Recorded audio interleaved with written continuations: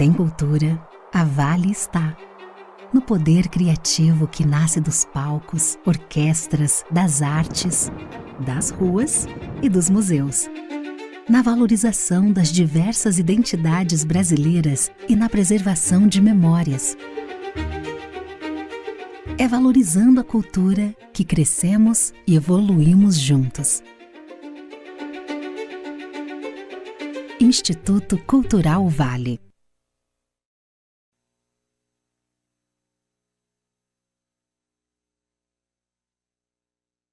Bianca Santana, Paulo Scott e Paloma Jorge Amado. Bianca Santana, Paloma Jorge Amado e Paulo Scott subiram ao palco do auditório da Fundação Cultural Carlos Drummond de Andrade na tarde do dia 21 de outubro de 2024. A roda de conversa acontece em um grande auditório que possui um palco grande, elevado e diversas poltronas na plateia. Em cima do palco foram dispostas 3 cadeiras, intercaladas por 2 mesinhas que carregam copos com água e livros. A decoração ao fundo é composta pelo design e tema do quarto Fili Itabira em tons de rosa, azul escuro, azul claro, lilás, laranja e cinza. Pendurado no lado esquerdo, também ao fundo do palco, se encontra um grande telão que transmite ao vivo a roda de conversa em questão que está sendo filmada e a intérprete de Libras que ocupa o canto inferior direito do telão. Os palestrantes se assentam nas cadeiras dispostas no palco. Da esquerda para a direita, a primeira pessoa sentada é Bianca Santana, uma mulher negra de cabelos escuros, muito cacheados, no estilo Black Power. Ela traz um vestido longo, preto, e por cima um kimono de tom verde musgo. Leva no pescoço o crachá dos participantes do evento. A segunda pessoa sentada é Paloma Jorge Amado, uma senhora branca de cabelos ondulados de tom branco, cujo comprimento lhe vai até as orelhas. Ela traja bata longa em tons de bege, diferentes tons de verde, marrom, azul, amarelo e laranja, e calça verde musgo. Usa óculos redondos de aro amarelo e leva no pescoço o crachá dos participantes do evento. A terceira e última pessoa sentada é Paulo Scott, um homem negro de cabelos curtos rente à cabeça, de tom castanho. Ele traz a camiseta de botões de mangas compridas, de tom azul escuro e calça jeans. Usa óculos retangulares de aro preto e leva no pescoço o crachá dos participantes do evento. No canto inferior direito do vídeo em questão está do início ao fim as intérpretes de Libras, mulheres diferentes que sempre trajam blusa preta. Elas traduzem simultaneamente tudo o que está sendo falado. De tempos em tempos a plateia é filmada e está cheia. No canto superior direito do vídeo em questão, lê-se Quarto Fili Itabira. Nós temos já feito, composto, mas não editado, um pequeno volume de correspondência entre Jorge Amado e Carlos Drummond de Andrade.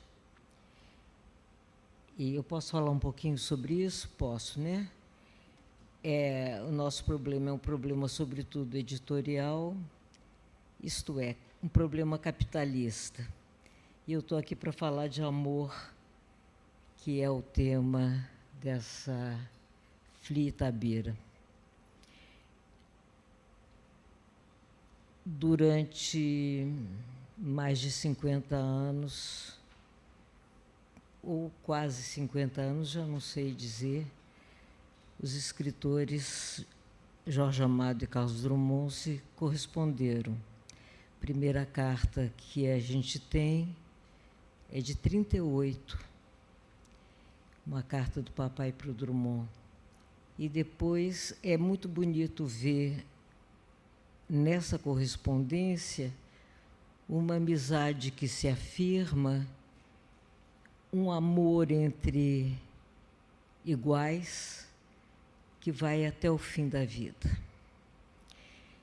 Então, eu quero ler uma pequena carta de Drummond para papai, do ano de 1980,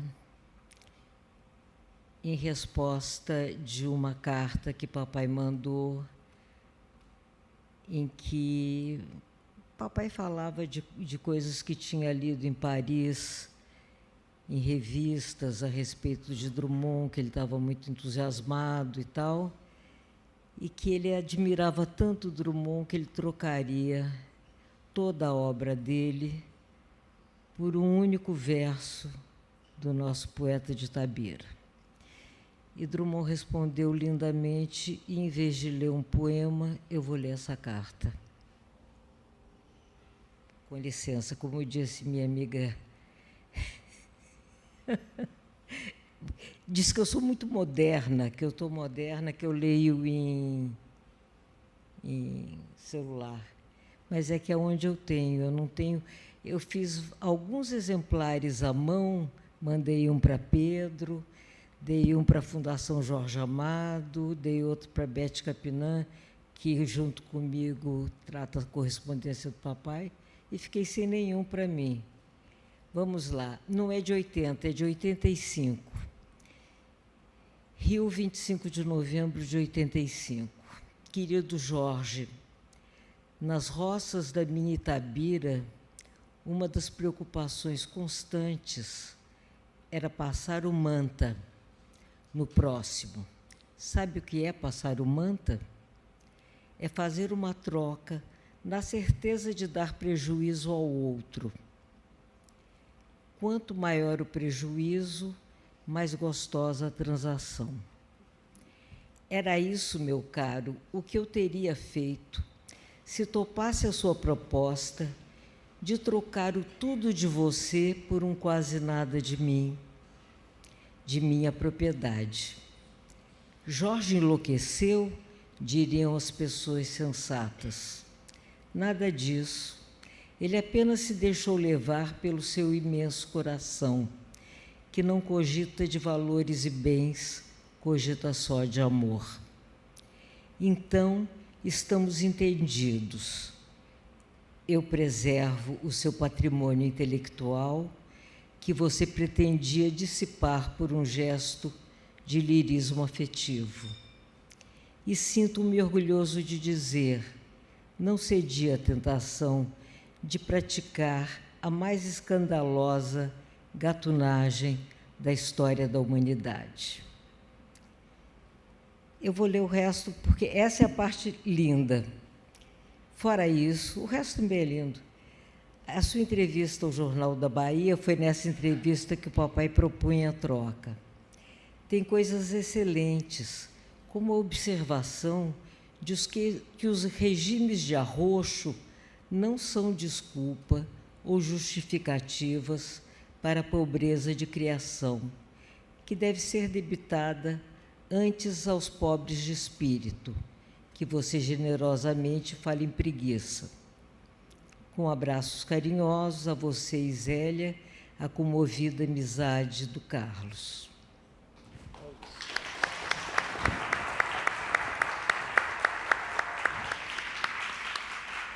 E o meu tema, Bianca e Paulo, é realmente o amor e a generosidade dos grandes criadores.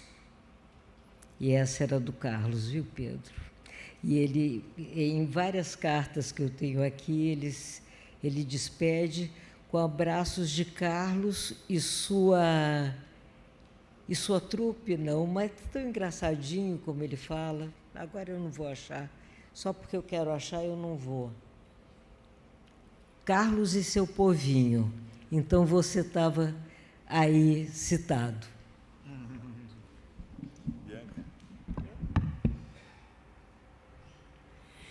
Eu vou pedir licença para, antes de ler Drummond, compartilhar da emoção desse momento e ao ouvir essa carta entre dois criadores, mas também dois amigos, né? Uma carta de um amigo para o outro, lida pela Paloma. E eu não sei se todo mundo viu o noticiário que foram condenados os assassinos de Marielle Franco. Eu estou bastante emocionada. Tive a honra de ter sido amiga de Marielle.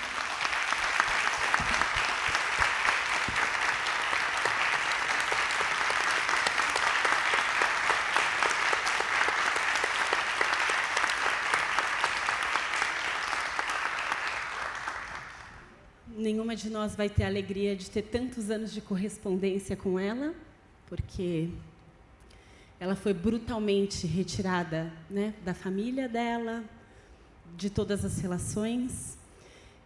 Nós, como país, perdemos a oportunidade de tê-la na vida pública, mas, ainda assim, essa condenação é muito importante.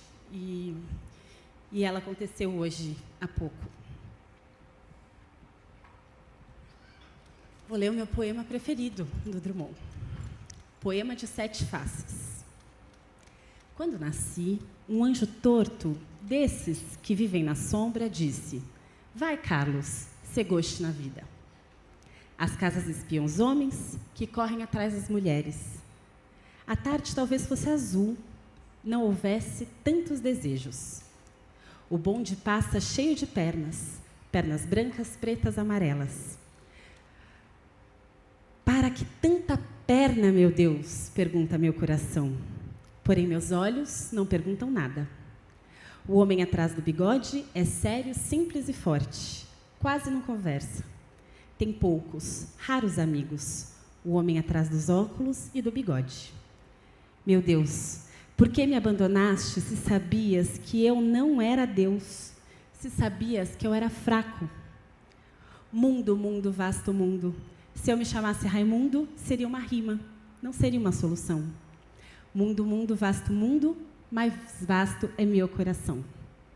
Eu não devia te dizer, mas essa lua, mas esse conhaque, botam a gente comovido como o diabo.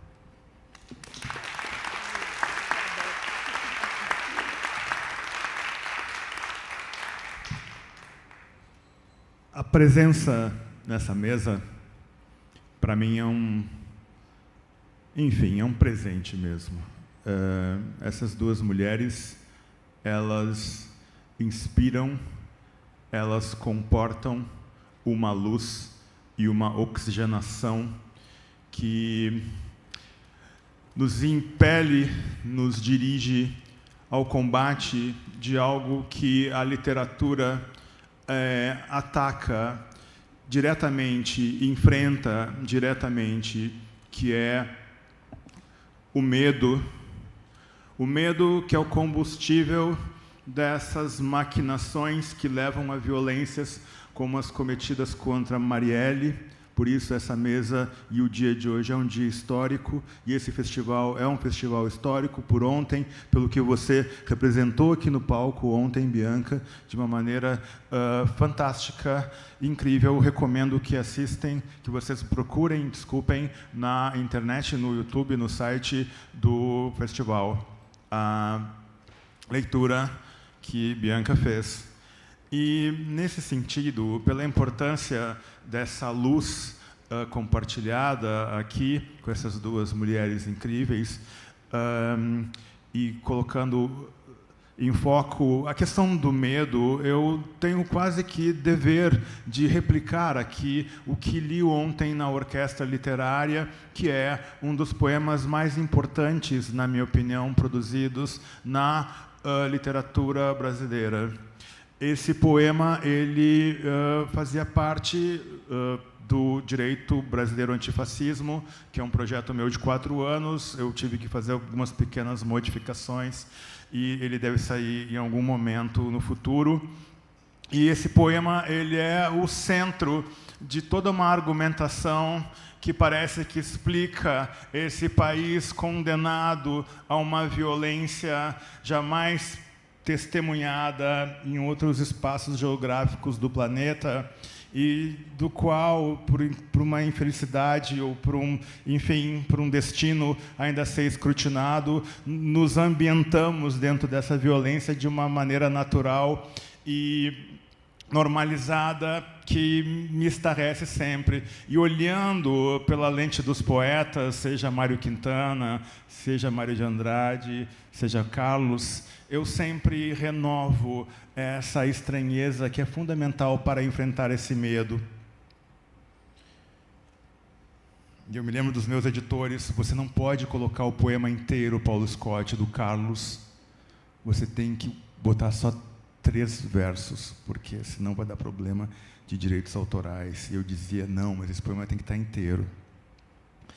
mas quando você monta um livro, Paloma, com muitos poemas, fica difícil bancar os direitos autorais de todos, né? Eram 40 ao todo desse direito brasileiro antifascismo, porque eu dispensei a argumentação dos juristas, né? Eu pensei, não, o argumento está na poesia, está na letra de música popular, está na sabedoria do povo indígena e do povo negro, né? e dos, enfim, que sofrem.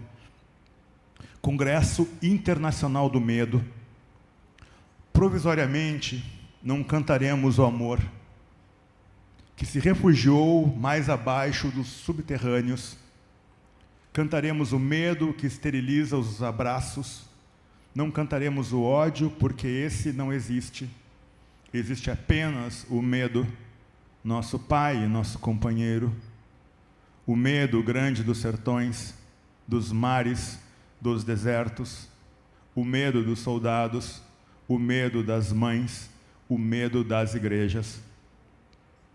Cantaremos o medo dos ditadores e cantaremos o medo dos democratas. Cantaremos o medo da morte e o medo de depois da morte. Depois, morreremos de medo. E sobre nossos túmulos nascerão flores amarelas e medrosas.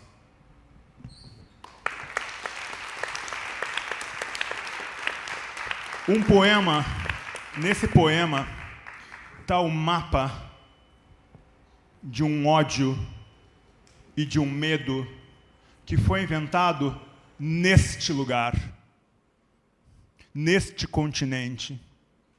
Existe uma maldade que foi inventada neste planeta a partir desta terra. Salvador, é verdade, mas eu sempre penso, por causa da corte e tudo mais, no Rio de Janeiro.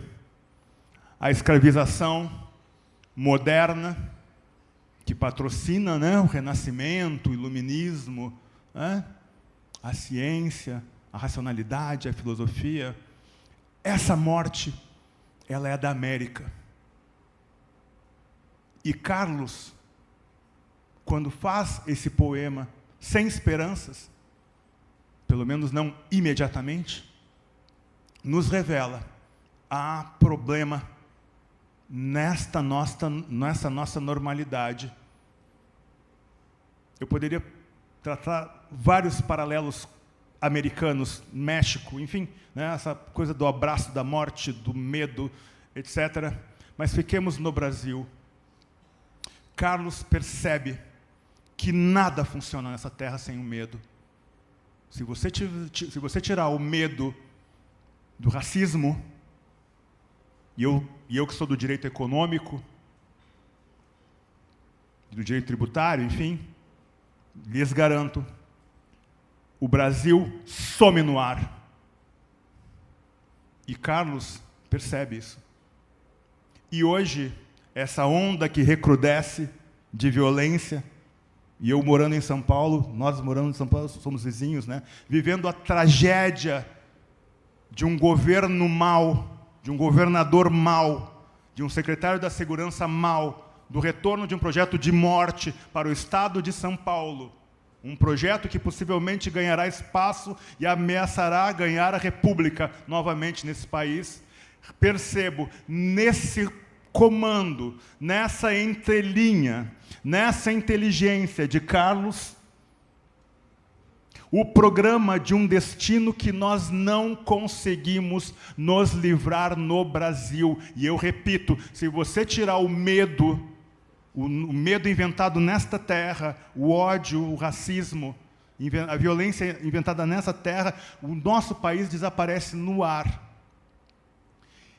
E o que está sutil quando ele usa a questão do Congresso, que me parece muito importante, é porque ele contém a percepção do quanto esse projeto de país ele disputa uma esperança, apesar de tudo. E por disputar essa esperança, ele é um país ameaçador. Não tem europeu que vá deixar o Brasil ileso do receio de que prospere aqui uma democracia, uma felicidade. A felicidade do Brasil é muito cara para o norte global. Nunca, país nenhum que domine esse jogo vai permitir que aqui prospere uma solução democrática, justa, que contemple a inteligência indígena, negra, feminina. Então, eu acho que Carlos, desculpem, eu logo saí de cara tão intenso, mas eu amo esse poema, e ele é um mapa que fala da minha área, tá, gente? Fala melhor do que qualquer livro de direito escrito, até porque o nosso direito não é nosso, o nosso direito é o direito do invasor. Não tem direito brasileiro, é direito do invasor. Se eu tivesse que resumir o direito brasileiro numa palavra, eu diria é morte. Não tem outra palavra para resumir o direito brasileiro. Esse singelo poema, ele é melhor do que qualquer livro de direito escrito nesse país até hoje, por incrível que pareça. Viva Carlos!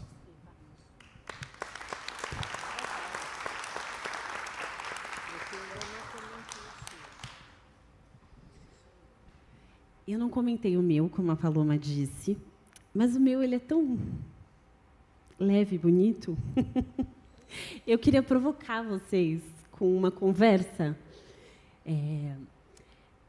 Nas nossas apresentações, quando a gente se descreveu, acho que aparece muito, não sei se sutilmente ou obviamente, diferentes perspectivas de olhar as relações raciais no Brasil. E eu amo vocês dois. E eu tenho muita vontade de a gente ter essa conversa. E aí a gente pode ter essa conversa com esse público. Mas a Paloma fala de ser uma mulher mestiça. E mestiçagem é um tema debatido, né, por diferentes intelectuais ao longo da história do Brasil. E é um termo não caro ao movimento negro, né? Mas é um tema, eu acho, que merece a nossa atenção. Do mesmo jeito, né, os tons de pele, e aí quando o Paulo diz, eu sou um homem negro de pele clara, que passo por branco, isso também tem muitas coisas sobre as quais a gente pode conversar.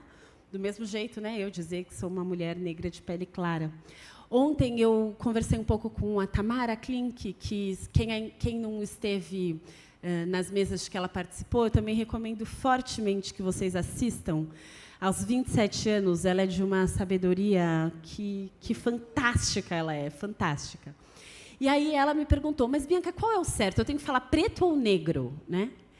E realmente, para quem está menos acostumado a conversar sobre relações raciais no Brasil, é uma pergunta mais do que legítima. Então, vou falar por um segundo, antes de passar para vocês, nessa construção que é da sociologia brasileira, mas muito em diálogo com o movimento negro brasileiro, uma construção muito forte da década de 1970, que quem se autodeclara pardo, como eu, ou quem se autodeclara preto, com mais melanina, tem condições de vida muito parecidas no Brasil. Então, quando a gente olha os dados de salário, por exemplo, renda, pretos e pardos têm uma renda muito parecida, pardos um pouco melhor que a dos pretos, mas muito diferentes das pessoas brancas. Então, essa diferença permite que muitos autores e autoras afirmem que, quando a gente olha as relações raciais no Brasil, a gente tem dois extremos. Um extremo de mais acesso a direitos, né? E alguns vão dizer de mais privilégio das pessoas brancas, e condições de vidas piores para as pessoas negras, pensando negros como pretos e pardos. Quando a gente olha também os dados de violência, por exemplo, tanto de homicídio quanto de encarceramento, as pessoas pretas estão em uma condição um pouquinho melhor que a das pessoas pardas. As pessoas pardas são as que mais sofrem de violência no Brasil, proporcionalmente. Mas, ainda assim, pretos e pardos muito próximos e distantes das pessoas brancas. Por isso tem sentido, né, tanto para a sociologia quanto para o movimento negro, falar das relações raciais no Brasil dessa forma, né? Brancos e negros, pensando negros como pretos e pardos. Mas aí eu queria ouvir um pouco também das perspectivas de vocês. Bom, eu vou falar, então, sobre a minha mestiçagem. Por favor. E falo isso com muito orgulho. Orgulho de quem soube dela desde que nasceu. Uma coisa que me incomoda bastante é quando eu vejo uma coisa contra a mestiçagem, que, para mim, que aprendi a ter horror do apartheid, é uma forma de apartheid. Depois, eu sou filha de um homem que escreveu, durante 70 anos da vida dele, sobre a maravilha que era podermos todos nos misturar e ser um povo único. Eu sou brasileira e baiana porque, felizmente, tanto a Assembleia, não, a Câmara dos Vereadores da Bahia me concedeu o título de cidadã soteropolitana. Quando eu digo Bahia, eu digo cidade da Bahia, que é como a gente chama Salvador. Eu sou cidadã soteropolitana, cidadã de Salvador, e eu sou também cidadã ilhéense, também um título que ganhei da Câmara dos Vereadores de Ilhéus. Então, eu sou duplamente baiana. Por outro lado, até eu receber esses títulos, eu era uma brasileira sem Estado, sem local de nascimento, porque nasci no exílio, na cidade lindíssima de Praga, na República Tcheca. Isso me trouxe muitos problemas. Vocês me desculpem, alguém, quando já não aguentar mais, faz assim, tchá, tchá, porque já me disseram que se eu pego o microfone, só batendo a tiros. E aí eu vou falando, mas eu quero chegar lá na minha mestiçagem. Eu nasci em Praga e isso me causou muitos problemas, certa feita que eu estava em outro estado do quase norte brasileiro, vou dizer, o estado do Maranhão. Fui convidada para ser secretária de Cultura de um governador que iniciava, e tive uma campanha contra mim nos muros da cidade de São Luís, em que dizia: Paloma, não, show, vai embora, sai daqui, coisa que, para mim, me aperreou muito, sobretudo em função das minhas filhas, que eram meninas de 10 e 6 anos. E um dia, conversando com a pessoa que liderava a campanha contra mim, e eu sabia, mas ele fingia que não, eu perguntei por que eu não podia ser nada no Maranhão, e ele me disse que porque eu não tinha nascido lá. Então, antes de sentir qualquer coisa racial, eu senti uma xenofobia exorbitante que existe em certos lugares do Brasil. Naquele momento, eu não podia ser nada na minha vida no Brasil, porque eu não tinha nascido em lugar nenhum do Brasil. No entanto, eu não conhecia ainda a República Tcheca, de onde eu saí aos 10 meses de idade. Então, eu também não podia ser nada lá, porque eu não conhecia. Enfim, eu vou começar pelo lado mais fácil da minha mistura, que é o lado da minha mãe. Todo mundo sabe que ela era italiana, filha de pai e mãe italianos. Se você dissesse para minha mãe, você é uma italiana, ela se revoltava e ficava furiosa. E o papai dizia, mas você só tem sangue italiano, apesar de que você tem todas as características de uma linda mulata brasileira, com uma bunda grande, umas coxas grossas e etc. Mas, mesmo do lado italiano, eu sou misturada porque a minha avó era dos católicos fervorosos dos Dolomitas, já quase na Áustria, e o meu avô era toscano de Florença, anarquista. Pelo lado do meu pai, a minha bisavó Emília, mãe da minha avó Eulália, por sua vez era mãe do meu pai, era indígena Pataxó do sul da Bahia, de tribo, onde ela foi caçada aos 11 anos de idade.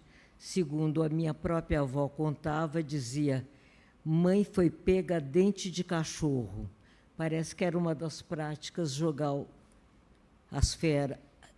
sobre as meninas. Só as meninas eram raptadas, sequestradas, estupradas, e minha avó, assim, minha bisavó teve 7 filhos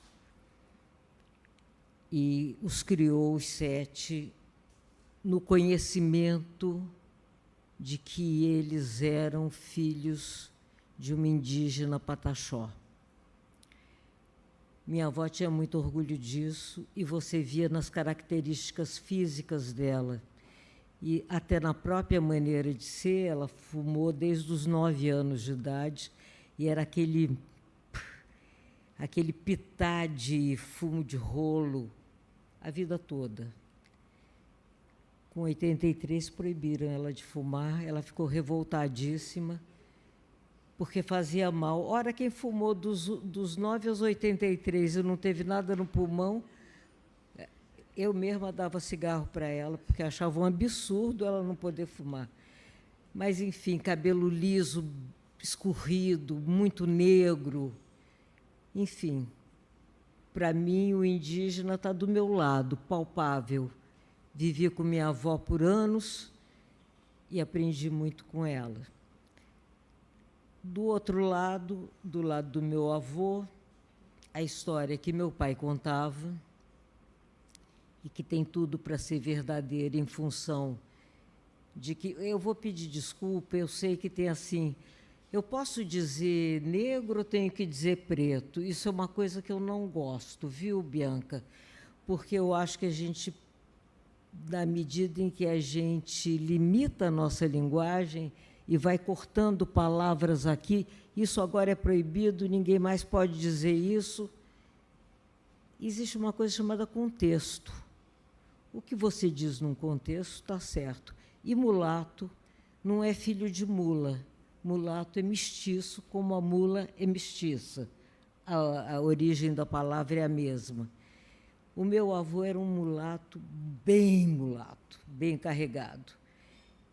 E os primos dele, para quem conheceu Gilberto Amado, que foi um jurista importante e um escritor também importante, era outro. O Gilberto achava que ele era holandês. Uma vez que ele trabalhou um tempo em Haia, ele voltou e disse: Jorge, descobri que nós somos holandeses. Papai disse: ô Gilberto, você já se olhou no espelho para me dizer que você é holandês? E aí a história toda é a seguinte, e é bonita. Talvez ela tenha sido, como eu soube dela através do meu pai, que era um homem que sabia contar a história, talvez ela tenha sido contada da forma mais bonita possível. Não tenho, mas ele jurava que era a total verdade. Os Amados, eles fugiram da Inquisição com Nassau. Eram judeus safareditas. E o que significa judeu árabe. Isso me dá uma alegria total, porque eu acho que já é uma forma, mais uma, de não ter segregação. E eles foram para a Holanda, realmente, para fugir com Nassau. Nassau vinha para o Brasil e trouxe uma série de portugueses e, enfim, ibéricos que fugiam da Inquisição.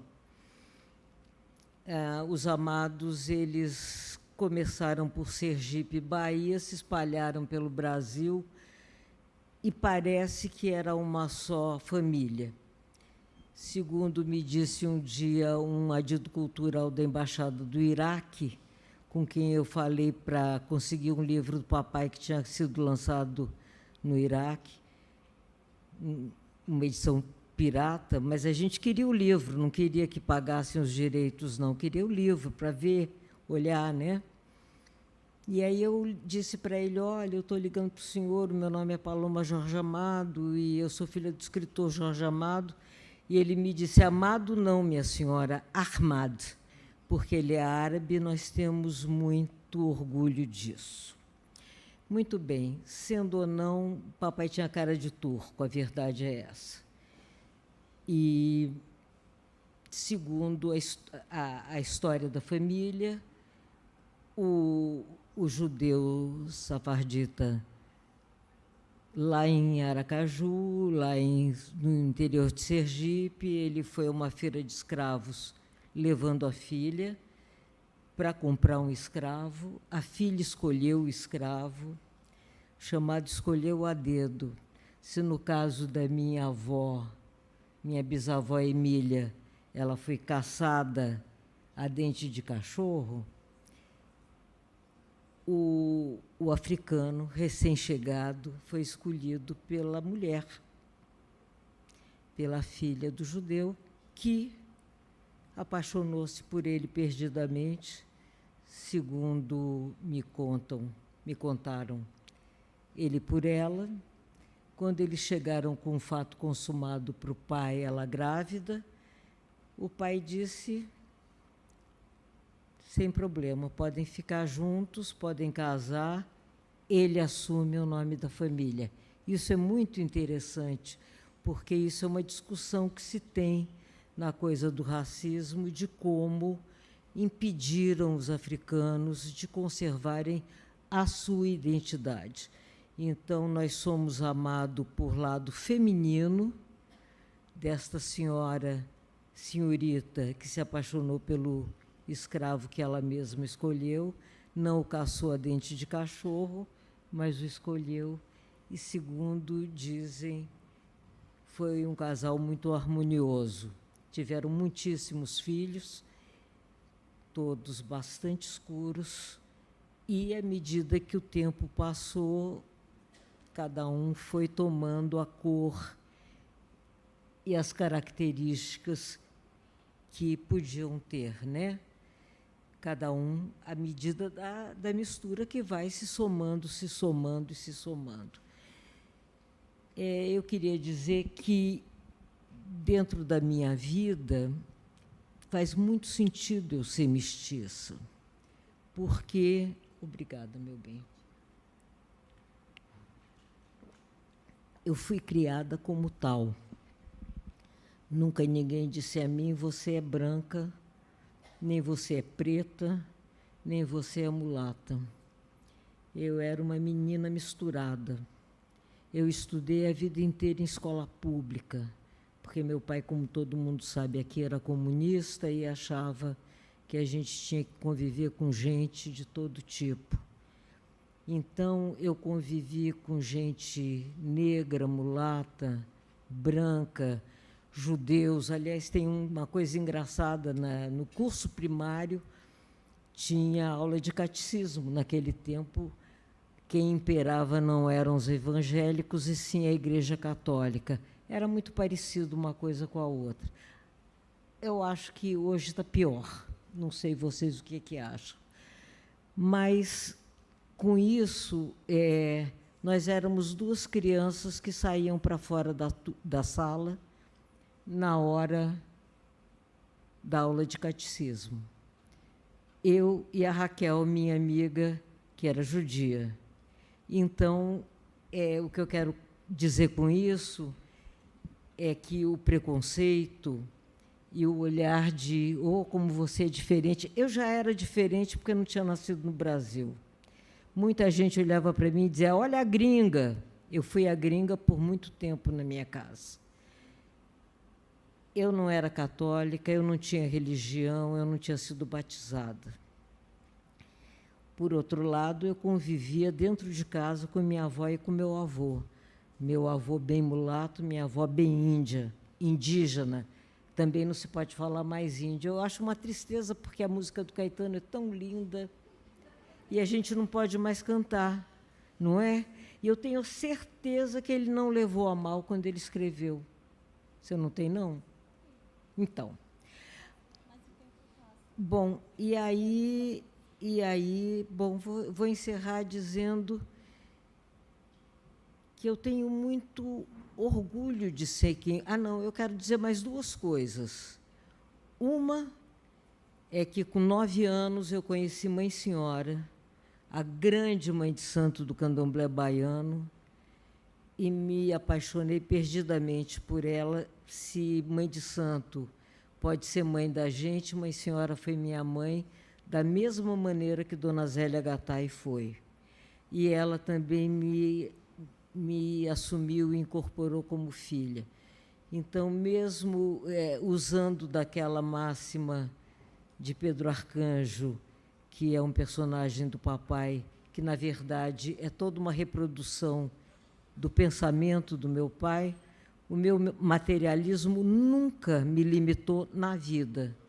Então, participei dos candomblés da Bahia, participo até hoje, faço minhas obrigações, tenho minhas guias. Além disso, me abri ainda muito mais para muitas outras religiões, adoro o budismo, quando posso, nunca me confessei, a não ser eu faço promessa, faço oratórios, adoro tudo isso. E a outra coisa que eu queria dizer, e por isso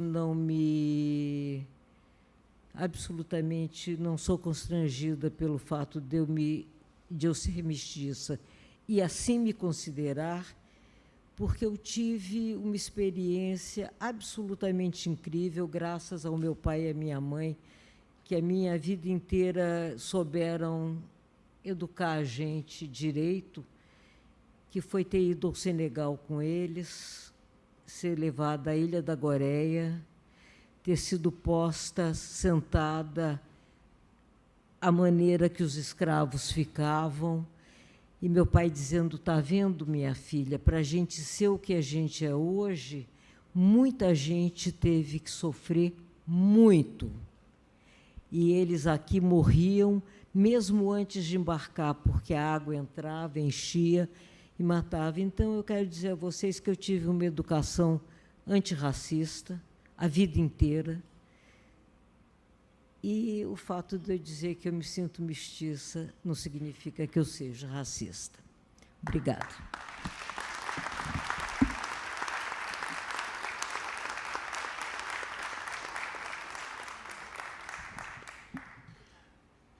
Quem assistiu ontem a Orquestra Literária, e é uma honra, eu olhava para vocês e pensava, olha só que lindas na plateia. Eu li um trecho do Marrom e Amarelo e o meu contexto é uma conjuntura diferente, porque eu sou do Sul, e o racismo no Sul ele é totalmente diferente. Se eu chegar na terra da Morgana Kretzmann lá e disser que eu sou branco, eu vou ser enforcado em praça pública. Porque esse caramelo aqui não é branco para eles mesmo. Certo? E minha mãe vendo que tinha um filhote de pele clara e cabelo claro, liso. O meu cabelo foi liso até os 9 anos. Depois começou a encrespar. E outro filhote do mesmo pai, mesma mãe.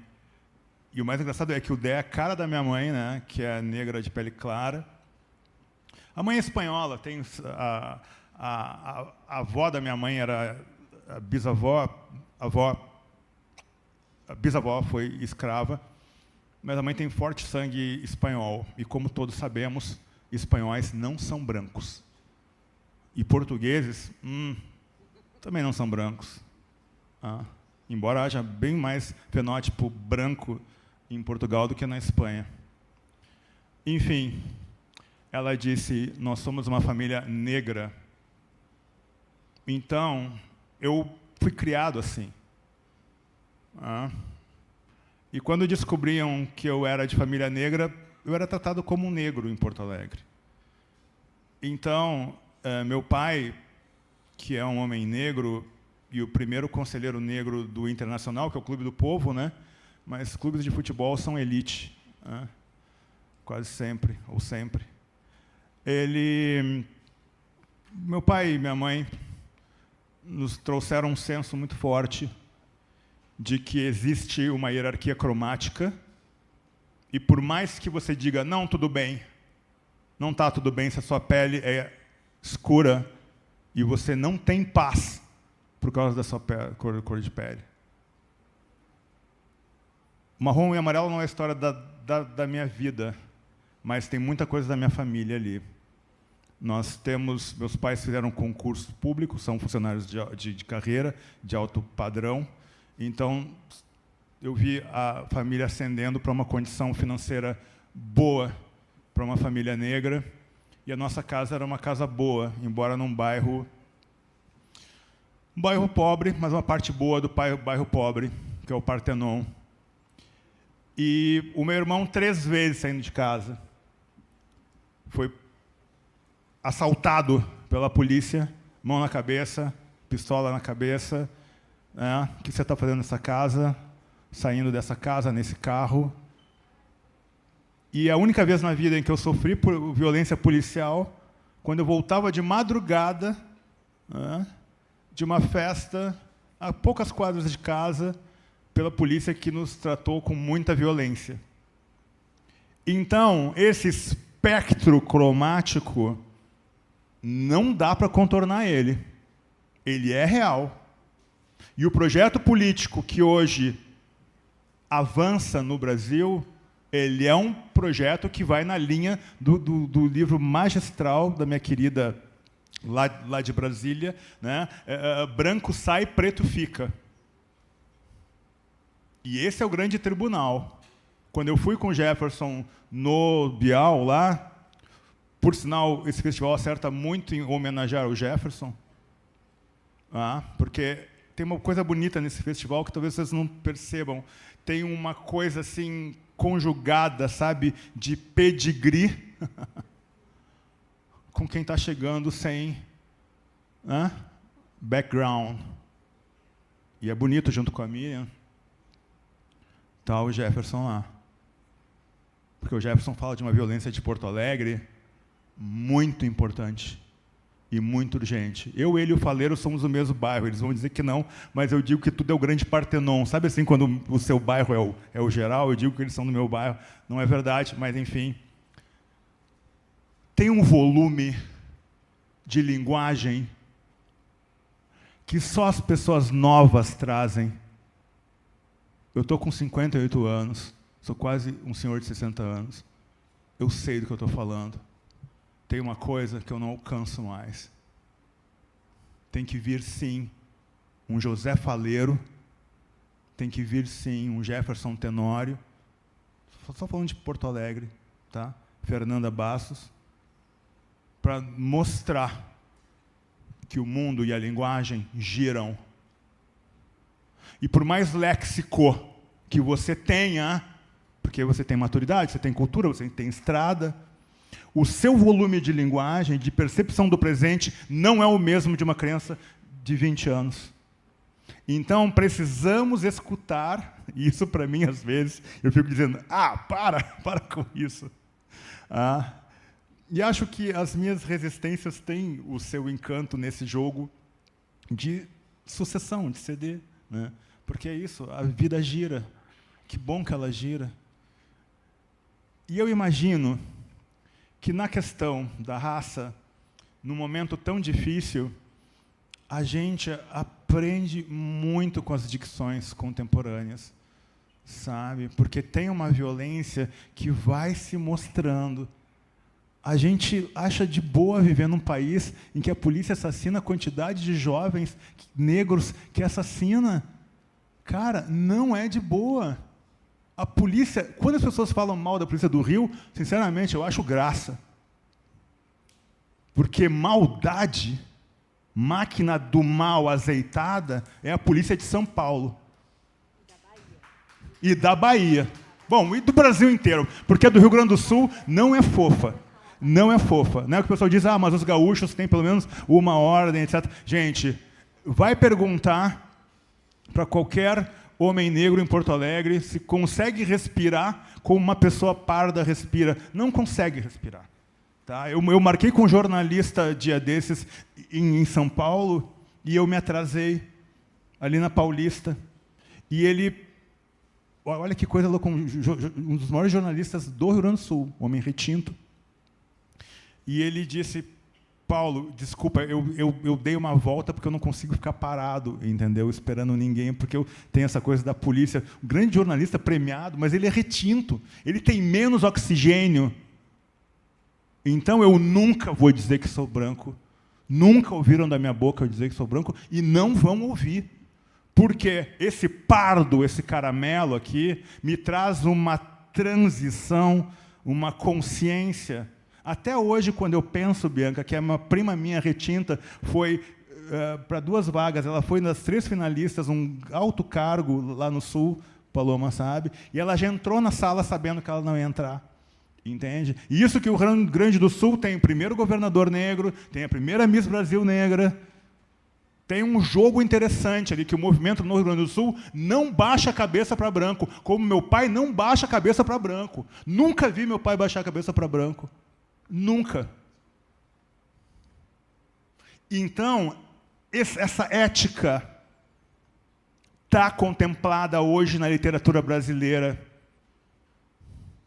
E, repito, não é confortável perder esse espaço.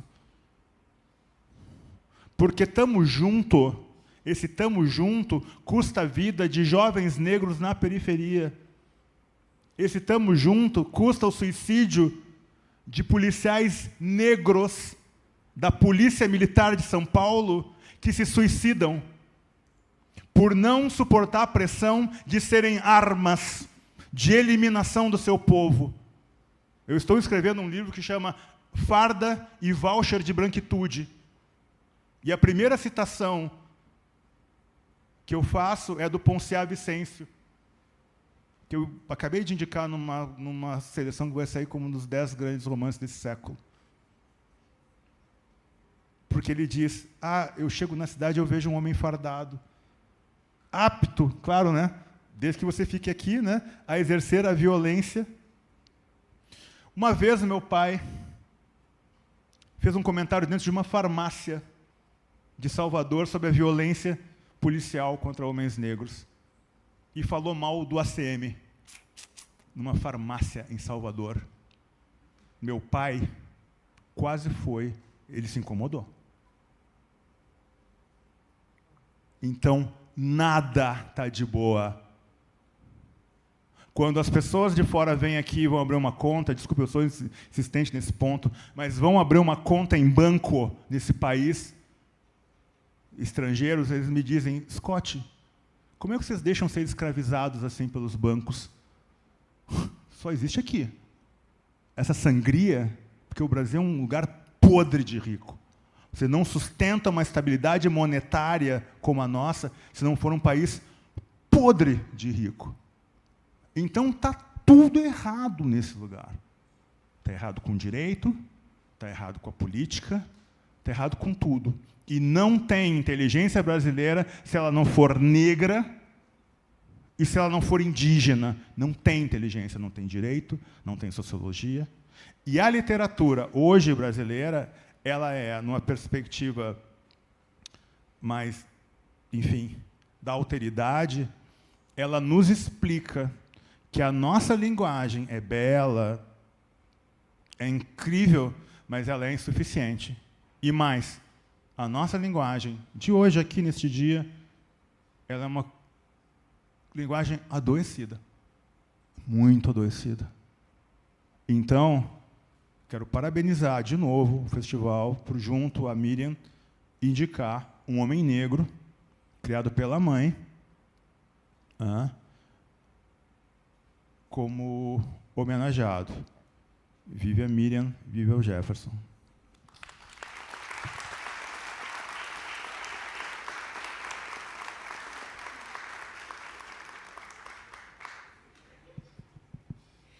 Num momento em que é tão difícil conversar com amorosidade de perspectivas diferentes, eu fico muito feliz e achando que a gente está cumprindo lindamente a missão de um festival que tem como tema amor, literatura e ancestralidade.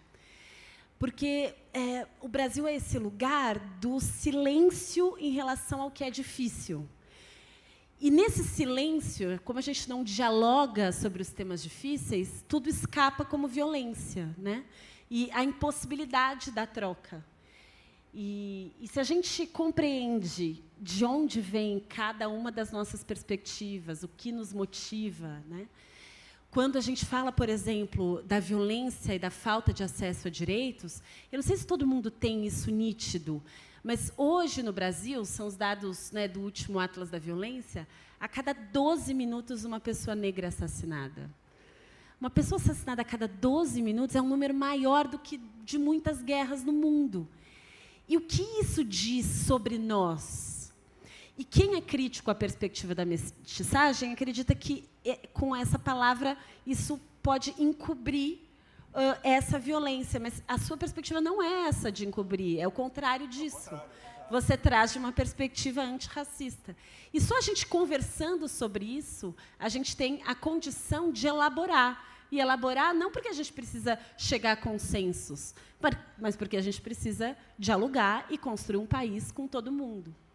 E a literatura, nessa possibilidade de elaboração estética da linguagem, mas com aquilo que nos pulsa, aquilo que pulsa na gente, é uma beleza muito grande. Eu já falei isso para a Paloma, mas quero falar para todo mundo. Eu não li a obra inteira do Jorge Amado, mas eu li a obra inteira da Zélia Gattai. Eu sou apaixonada pela sua mãe desde a adolescência. E a minha filha chama Cecília também pela Colônia Cecília, fundada pelos anarquistas da família Gattai. E eu lembro que, na época, o pediatra neonatal perguntou, mas por que ela chama Cecília? Eu contei do Anarquistas, Graças a Deus, e da Colônia Cecília. Ele, depois, na adolescência, você vai reclamar da sua filha, escolhendo o nome dela por essa razão. Você sabe... Não, eu só disse que o meu neto mais velho se diz anarquista, e, pela maneira com que ele se comporta, eu acho que é mesmo. Mas anarquista, filosoficamente, ele leva muito a sério. Uma coisa que eu falava sempre, Paloma, faz anos que eu não digo isso, mas na literatura brasileira, a primeira literatura que fez sentido para mim, na verdade, foi a do Jorge, assim, sabe?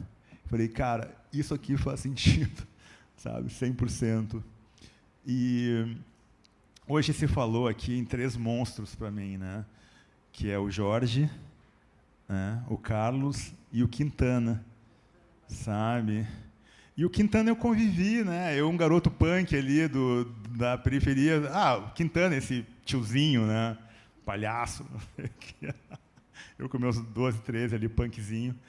Passa-se um tempo, né? Você começa a entender o Quintana e começa a se assustar, assim. O cara enxergava muito, né? E era muito poderoso. Então, hoje eu fiquei escutando vocês falando, Rodrigo e Pedro, esse poder da literatura, né? A gente nunca está sozinho. E até hoje eu penso assim na coragem e no amor dos teus pais, Paloma. Cara, saiba você, eu nunca disse isso assim, saiba que o amor dos teus pais, ele me inspira até hoje, assim, sabe? Das entrevistas que eu via quando adolescente, o jeito do teu pai, a tua mãe poderosa ali do lado, sabe? Assim, às vezes eu olho para a Morgana, eu vejo o olhar da Morgana, assim, eu vejo que a Morgana está entendendo muito mais do que eu, sabe? Mas ela está de boa, deixando rolar. E às vezes eu via isso, assim, o quanto a presença da tua mãe era, sabe, fundamental ali para o teu pai falar uma coisa que um dia eu falei isso para o Itamar numa conversa que a gente teve no Itaú Cultural, eu acho, online, falando sobre justamente Jorge e Érico Veríssimo. E uma coisa que o teu pai falou que eu achei incrível, nunca esqueci isso. O teu pai disse, não sei se essas são suas palavras, mas ele disse, cara, o tempo ele vai engolir tudo, né? Se uma pessoa, daqui a 50 anos, né, 100 anos, que eu conheci e pude trocar ideias e afetos, ficar, né, eu já estarei feliz. Então, o teu pai, e a tua mãe também, né? Mas o teu pai, ele é muito igreja para mim até hoje. Eu queria só dizer, quando você falou da Morgana e falou da minha mãe, uma coisa muito linda que meu pai falava, porque adoravam dizer para ele esse lugar comum. Como diria a avó Lozinha, eu estou aqui com meu primo Caco Ramos e a nossa avó comum, Heloísa Ramos, a avó minha de afeto, ela não aguentava um lugar comum. Quando a pessoa dizia, ela dizia, que beleza de lugar comum. E aí diziam para o papai toda hora isso, atrás de um grande homem há sempre uma grande mulher. E o papai respondia com bastante raiva, Zélia nunca andou atrás de mim. sempre andou ao meu lado e nós dois de mãos dadas, seguindo em frente. E é isso.